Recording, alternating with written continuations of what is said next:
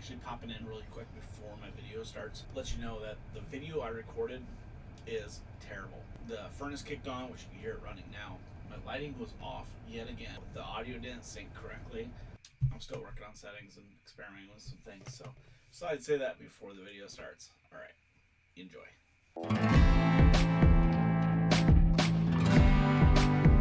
Gingerbread lady. See, it's the gingerbread girl. And of course, we are now in March, which is Women's Appreciation Month or something. See, so that's a good tie-in. Ladies, if you want to support women, you can buy this from my eBay store and stop the oppression of the male gingerbread patriarchy. So, just something to keep in mind.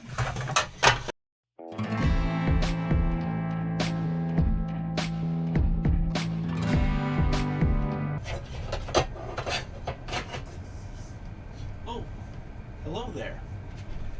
My name is Brandon Eccles, and I am the Ketchup Man. You might be wondering what I'm doing, surrounded by Wilton cake pans. I thought I would show the reselling side of the Ketchup Man enterprise. So I actually scored a major Wilton's cake pan lot. Almost all this is vintage from the 70s. Obviously, Bart Simpson here is from early 90s. And then there's a few pieces like this that's 2000, 2001 or something. So I'm going to be reselling this in my eBay store, piece by piece. Some of it I'll group together. Like there's jerseys back here.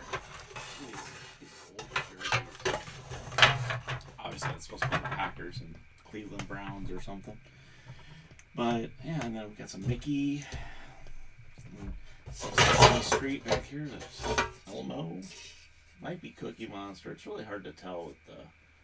I think it's Elmo because of the eyes. It's a cool guitar.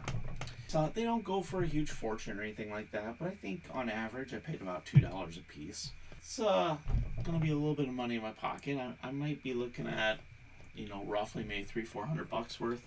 Not a huge thing, but I thought it was a neat find. Finding some piece of history like this, some Americana. I thought I'd make an interesting video.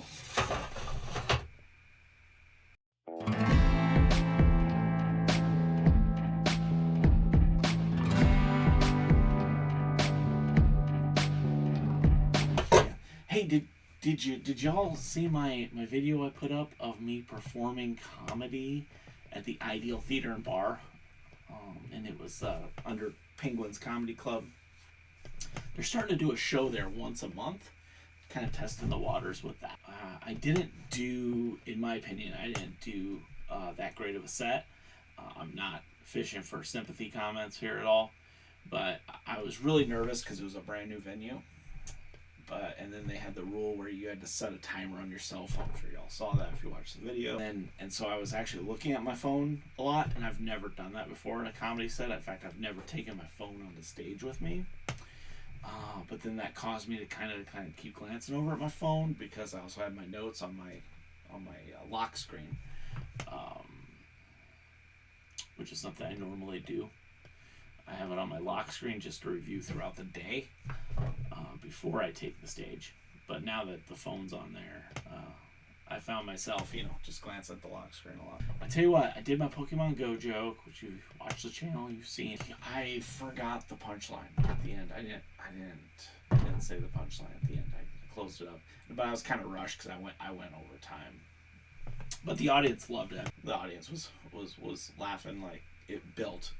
Over time they were laughing more and more and more towards the end of the set. So it took some time. They had to warm up to me.